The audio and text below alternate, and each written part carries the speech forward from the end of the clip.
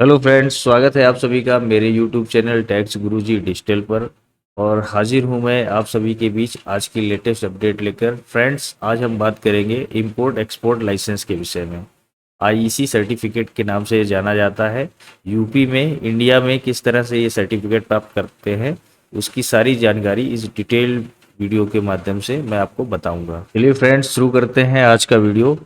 Friends, सबसे पहले हम देख लेते हैं इंपोर्ट एक्सपोर्ट लाइसेंस होता क्या है। इंपोर्ट यानी किसी भी वस्तु अथवा सर्विस को अपने यहाँ मंगाना, इंपोर्ट करना आप। और एक्सपोर्ट होता है यानी भारत से जब कोई वस्तु आप किसी दूसरे जगह पर भेजते हैं तो वह एक्सपोर्ट कहलाता है। इंपोर्ट मंगाना, एक्सपोर्ट भेजना। ठीक है, अब बात कर लेते हैं इसमें कि इंपोर्ट एक्सपोर्ट सर्टिफिकेट बनवाने के लिए हमें क्या क्या डॉक्यूमेंट्स की ज़रूरत पड़ती है। फ्रेंड्स, सबसे पहले हमें इसमें आपके पैन कार्ड होना चाहिए। जो भी आपका, यदि प्रोप्राइटर फर्म है तो आप प्रोप्राइटर का पैन यूज़ कर सकते हैं। यदि आप कोई कंपनी का इंपोर्ट एक्सपोर्ट लाइसेंस बनाना चाह रहे हैं तो उस कंडीशन में आपको कंपनी का पैन अप्लाई करना होगा। और LLP, one person company, OPC, सारे केसेस में उन्हीं का पैन लग जाएगा। इंडिविजुअल के केस में पैन लगेगा पार्टी का, क्लाइंट, प्रोप्राइटर का। इसके बाद आधार कार्ड होना चाहिए प्रोप्राइटर का, या डायरेक्टर जो आपका प्राइमरी डायरेक्टर है कंपनी के केस में, उसका आधार कार्ड लग जाएगा। एड्रेस प्रूफ के लिए आप बिजली का बिल लगा सकते हैं, हाउस टैक्स, वाटर टैक्स, या इलेक्ट्रिसिटी बिल मिल जाए आपको, या रेंट एग्रीमेंट भी आप अप्लाई करा सकते हैं। टेलीफोन बिल भी इसमें मान्य कर जाता है। इसके बाद आपको अपना बैंक स्टेटमेंट लेकर रखना होगा। उसमें आप यह चेक लगा सकते हैं। इस चेक की डिटेल आपको अपलोड करनी होगी और इसको फाइल करना होगा। इसके बाद अगला आपको जीएसटी सर्टिफिकेट होना चाहिए, एमएसएमई सर्टिफिकेट होना चाहिए, या कंपनी का जो रजिस्ट्रेशन सर्टिफिकेट होता है उसको भी आप अप्लाई कर सकते हैं इसमें। मेल आईडी आपका होना चाहिए, मोबाइल नंबर जो लिंक हो आधार से। और इसके बाद डीएससी। यदि आपका आधार से नंबर वेरीफाई नहीं हो पा रहा है तो उस कंडीशन में आप डिजिटल सिग्नेचर के माध्यम से भी इस सर्टिफिकेट को वेरीफाई करा सकते हैं।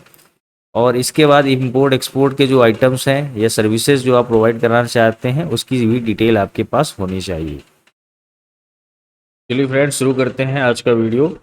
फ्रेंड्स, सबसे पहले हमें अपने इंपोर्ट एक्सपोर्ट लाइसेंस बनाने के लिए क्रोम ब्राउज़र पर आ जाना है। यहाँ पर क्लिक करना है dgft.gov.in। इस साइट पर हम लॉगिन करेंगे तो इस तरह का विंडो खुलकर आएगा। इसके बाद director general of foreign trade ministry की ये साइट होती है। इस पर क्लिक करके हम अपना इंपोर्ट एक्सपोर्ट लाइसेंस बना सकते हैं। इसका देखिए इस तरह का इंटरफेस आता है। अब इसमें एक ये नीचे ऑप्शन दे रहा है, यहाँ पर लॉगिन करके आप अपना आईसी अप्लाई कर सकते हैं, या फिर डायरेक्ट हम यहाँ से अप्लाई करते हैं, अप्लाई फॉर आईसी। यहाँ पर हम क्लिक करते हैं। यदि आप पहली बार अपना रजिस्ट्रेशन कर रहे हैं तो आपको यहाँ पर अपना रजिस्टर्ड करना होगा। इसमें आपको देना है कि आप इंपोर्टर हैं, एक्सपोर्टर हैं, आईएमसी है, फॉरेन इंपोर्टर एक्सपोर्टर हैं। इसमें आपको अपने सीए, सीएमएस, सीएस के लिए है, जैसा भी है आपको इसमें अपना सेलेक्ट करना होगा। इसके बाद आपको अपना फर्स्ट नेम देना है, लास्ट नेम देना है, ईमेल आईडी और मोबाइल नंबर। पिन कोड जिस जहाँ से आप अप्लाई कर रहे हैं वहाँ का पिन कोड डालना होगा। उसकी डिस्ट्रिक्ट सेलेक्ट करनी होगी और इसका स्टेट, और इसके बाद किस सिटी से आप बिलोंग करते हैं वो आपको सेलेक्ट करने के बाद ये कैप्चर कोड जब आप डालकर इसको ओटीपी करेंगे तो ये मेल और मोबाइल पर एक ओटीपी जाएगा। और इसके बाद इस तरह से यह आपका रजिस्टर हो जाएगा। फ्रेंड्स, जब आपका रजिस्ट्रेशन हो जाएगा तो रजिस्ट्रेशन होने के बाद एक आईडी और एक पासवर्ड आपकी रजिस्टर्ड मेल आईडी पर भेजा जाएगा, जिसको आपको लॉगिन करके इस पर आ जाना है। चलिए फ्रेंड्स, मैं इस पर लॉगिन कर लेता हूँ। इसके बाद मैं जल्दी से आपको बताता हूँ इसके आगे का प्रोसीजर क्या है।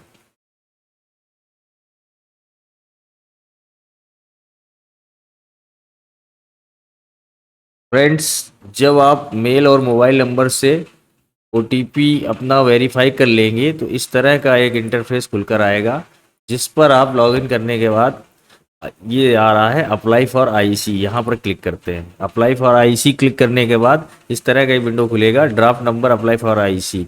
यहाँ पर मैंने एक एप्लीकेशन पहले से रजिस्टर्ड कर रखी है, इसलिए यहाँ पर ये शो कर रहा है। अब आपको इस पर क्लिक करना है इसके बाद यहाँ पर प्रोसीड विद एग्जिस्टिंग एप्लीकेशन पर क्लिक करेंगे। आगे फ्रेंड्स यहाँ पर हम देखेंगे कि आपके नेचर ऑफ कंसर्न फर्म कैसी है, प्रोप्राइटरशिप में है, पार्टनरशिप है, एलएलपी है, प्राइवेट लिमिटेड है, पब्लिक लिमिटेड है, गवर्नमेंट है, ट्रस्ट है, एचयूएफ है, वन पर्सन है, जो भी है आप यहाँ से इसको सेलेक्ट कर लेंगे। इसके बाद हम अपनी फर्म का नाम डाल देते हैं। फर्म का एक परमानेंट नंबर रहेगा, अकाउंट नंबर, जो भी आपका प्रोप्राइटर उसका नाम, उसका पैन डिटेल, उसकी डेट ऑफ बर्थ डालकर उसकी कैटेगरी इसमें सेलेक्ट कर लेते हैं कि आप किस कैटेगरी, मर्चेंट में है, एक्सपोर्टर है, मर्चेंट कम इसमें मेरा है, मर्चेंट कम मैन्युफैक्चर एक्सपोर्टर है, मैं इसको सेलेक्ट कर लेता हूँ। इसके बाद इसमें आपका ये SEZ वाला ये ऑप्शन नो रहेगा, ये भी ऑटो फिल्ड नो रहेगा। इसके बाद आपको यहाँ पर अगर आपकी CIN नंबर है, सिन या LLP नंबर डाल सकते हैं, यदि नहीं है तो आप अपना GST नंबर यहाँ पर डाल सकते हैं। GST नंबर डालने के बाद मोबाइल नंबर डालकर और मेल आईडी डालकर यहाँ पर हम उसका सर्टिफिकेट अपलोड कर देंगे। GST का सर्टिफिकेट, GST का अपलोड करने के बाद इसको हम आगे के स्टेप पर बढ़ाते हैं। यदि आपके फर्म का कोई और एड्रेस है तो उस एड्रेस को आप यहाँ पर मेंशन कर सकते हैं। अब फर्म का एड्रेस जो भी होगा आपका लोकेशन में, उसकी वो आपको एड्रेस डालना है, पिन कोड डालना है, सिटी और स्टेट सेलेक्ट कर लेंगे। इसके बाद हम अपने एड्रेस का एक एड्रेस प्रूफ यहाँ पर लगा सकते हैं। एड्रेस प्रूफ में आप सेल डीड लगा सकते हैं, रेंट एग्रीमेंट लगा सकते हैं, electricity bill, telephone bill, mobile postpaid bill, ये सारे बिल आपके एड्रेस प्रूफ में काम करेंगे। यदि आपके पास इनमें से नहीं है और यदि ऑनर का नाम अलग है तो वहाँ पर आप एक NOC भी अप्लाई कर सकते हैं। NOC, नो ऑब्जेक्शन सर्टिफिकेट लगाकर इसको हम आगे स्टेप में बढ़ जाते हैं। अगला स्टेप हमारा ब्रांच है। यदि आपकी कोई और भी ब्रांच है तो उस ब्रांच को आप इस पर ऐड करा सकते हैं। यदि ब्रांच नहीं है तो इस पर सेव एंड नेक्स्ट करके हम आगे बढ़ जाते हैं। फ्रेंड्स, सेव एंड नेक्स्ट करके आगे बढ़ने पर इस तरह से ये सक्सेसफुल मैसेज आ जाता है। नेक्स्ट स्टेप में अब आपको यहाँ पर अपने डायरेक्टर्स की डिटेल डालनी होती है। जो भी आपके डायरेक्टर्स हैं उसमें आपको डायरेक्टर का पैन नंबर, डायरेक्टर या प्रोप्राइटर का पैन नंबर, उसका परमानेंट अकाउंट नंबर, पैन में जो नेम है वो आपको नाम डालना होगा, डेट ऑफ बर्थ। उसके बाद आपको उसको सेलेक्ट कैटेगरी का सेलेक्ट करनी है, नेम, उनके फादर का नेम और एड्रेस, जो भी उनके आधार में एड्रेस है उस आधार को एड्रेस को आप यहाँ पर मेंशन करके डिस्ट्रिक्ट और मोबाइल नंबर डालकर इसको सेव एंड नेक्स्ट करेंगे तो इस तरह से आइकन खुल के आ जाएगा। ठीक है, अगला स्टेप में हम बात करते हैं। इसमें आपको अपनी बैंक की डिटेल डालनी होगी, जो भी आपने करंट अकाउंट खुला रखा है यदि फर्म का, और यदि नहीं है उस केस में आप इसमें सेविंग अकाउंट भी अपना ऐड कर सकते हैं। सेविंग अकाउंट नंबर डालना होगा, अकाउंट होल्डर का नाम आपको इसमें डालना होगा, IFSC कोड जो भी होगा उस बैंक का वो आपको डालना होगा, बैंक का नेम आपको यहाँ से सेलेक्ट करेंगे। इसके बाद आप ब्रांच कौन सी है वो आपको लेना है, प्राइमरी इसमें आपको टिक कर देना होगा, एक एटलीस्ट एक अकाउंट आपको ऐड करना ही होगा। इसके बाद इसमें आपको बैंक का स्टेटमेंट या कैंसिल चेक आपको अपलोड करनी होगी, करंट अकाउंट की या सेविंग अकाउंट की। इसको अपलोड करने के बाद ऐड करेंगे और यहाँ से सेव एंड नेक्स्ट कर देंगे। इतना फिल होने के बाद अगला स्टेप आपका आ जाता है कि इंपोर्ट एक्सपोर्ट अदर्स। इसमें आपको सेलेक्ट करना है कि आप क्या क्या इंपोर्ट करना चाह रहे हैं, क्या क्या एक्सपोर्ट करना चाह रहे हैं, वो सारी डिटेल आपको इसमें मेंशन करनी होगी। गुड्स में आप जो भी सेलेक्ट करना चाह रहे हैं, मेरे केस में इंजीनियरिंग प्रोडक्ट्स थे। इसके बाद मैकेनिकल एंड इलेक्ट्रिक इक्विपमेंट था। ये प्रोडक्ट्स आपके सारे दिए हुए हैं, वुड है, फार्मास्यूटिकल, मिनरल्स का है। जो भी प्रोडक्ट आप इंपोर्ट या एक्सपोर्ट करना चाह रहे हैं वहाँ इसको सेलेक्ट कर सकते हैं। इसमें आपको सर्विसेज में जो भी आप सर्विस प्रोवाइड कर सकते हैं यहाँ से सर्विसेज सेलेक्ट कर लेंगे, यानी आपको इंपोर्ट में सेलेक्ट करना है। इसके बाद एक्सपोर्ट में, इसी तरह से अदर्स में सर्विसेज जो भी आप प्रोवाइड कराना चाहते हैं वो सब सेलेक्ट करने के बाद इसको आप सेव एंड कंटिन्यू पर क्लिक करेंगे तो इस तरह से यह एक डिक्लेरेशन फॉर्म के लिए आ जाता है। अब यहाँ पर हम अपना डिटेल भरते हैं और इस चीज़ को वेरीफाई कर देते हैं। सेव एंड नेक्स्ट करेंगे तो यहाँ से ये हमारा ये पोर्शन भी कंप्लीट हो जाता है। इस तरह से ये हमारा बेसिक इन्फॉर्मेशन जो थी वो निकल कर आ गई। इसका हम प्रीव्यू देख लेते हैं। इस तरह से इसमें ये सारा प्रीव्यू आ जाएगा। इसको एक बार चेक कर लेते हैं, यदि इसमें किसी तरह का कोई करेक्शन है तो उसको सही करा के आगे की ओर बढ़ जाते हैं। यदि करेक्शन नहीं है तो यहाँ पर हम साइन पे क्लिक करेंगे और ये फीस पेमेंट के लिए आगे इसके लिए बोल रहा है। जैसे हम इसको ओके करेंगे तो ये देखिए आधार से वेरिफिकेशन के लिए मांग रहा है। अगर आपका आधार है, आपके पास आधार में मोबाइल नंबर लिंक है, तो आप इसके माध्यम से इसको वेरीफाई करा सकते हैं। यदि आपके आधार में मोबाइल नंबर लिंक नहीं है या किसी तरह का मिसमैच है, उस कंडीशन में आप डिजिटल सिग्नेचर के माध्यम से भी अपना इस आईईसी सर्टिफिकेट जनरेट कर सकते हैं। अब यहाँ पर हम जैसे ही आधार ई साइन पे क्लिक करके प्रोसीड करते हैं, तो ये हमें आधार पे हमारी जो वेरिफिकेशन की साइट होती है उस साइट पर ले जाता है। और यहाँ पर हम जैसे ही उस पर कंटिन्यू क्लिक करेंगे तो एक ओटीपी हमारे आधार से लिंक नंबर पर जाएगा।